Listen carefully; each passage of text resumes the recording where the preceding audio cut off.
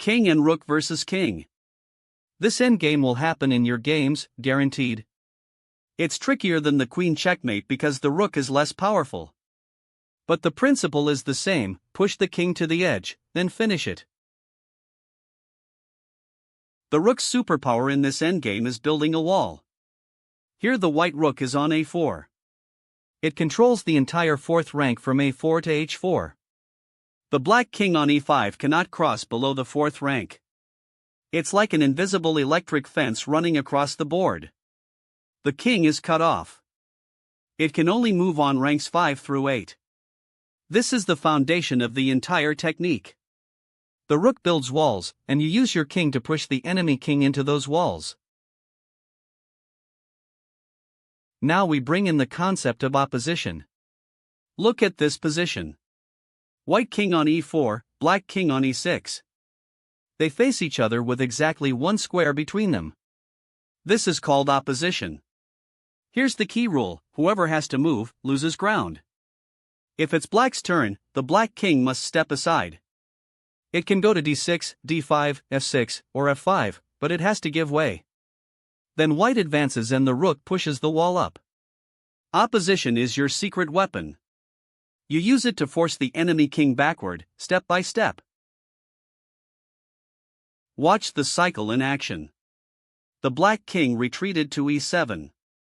White has opposition from e5. Now it's time to push the wall. White plays rook to s6. The wall just moved from rank 4 to rank 6. The black king is now confined to rank 7 and 8 only. Then white takes opposition again by moving the king to e5 if the black king goes to e8, or follows the king if it goes sideways. Push the wall, take opposition, push the wall again. This cycle repeats until the king is on the back rank. It's methodical and unstoppable. Here's a tricky situation. White king on e6, black king on e8. White has opposition, but the rook is far away on o1. If the black king goes to d8 instead of staying put, what do? You cannot push the rook wall yet because it would be on the wrong side. This is where the waiting move comes in. White plays rook to a2, or a3, or any square on the a-file. This does nothing except pass the turn to black. Now black must move, and if the king comes back to e8, white plays rook to a8, checkmate. If the king goes to f8, white follows with king to f6 and takes opposition again.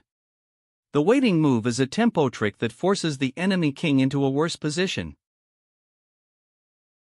Here's the final position. White king on b6, black king on b8, rook on a1. White plays rook to a8 and it's checkmate. Let's verify. The rook on a8 gives check to the king on b8. Can the king escape? c8 is controlled by the white king on b6. c7 is also controlled by the white king. a7 is controlled by the rook on a8. b7 is controlled by the white king. There is no escape. Checkmate. This is the standard finishing pattern. The rook delivers the check on the back rank, and your king covers all the escape squares. And that's the king and rook checkmate. Rook on a8, king on b8, checkmate. The 5-step process. First, cut off the enemy king with the rook wall. Second, advance your king and take opposition.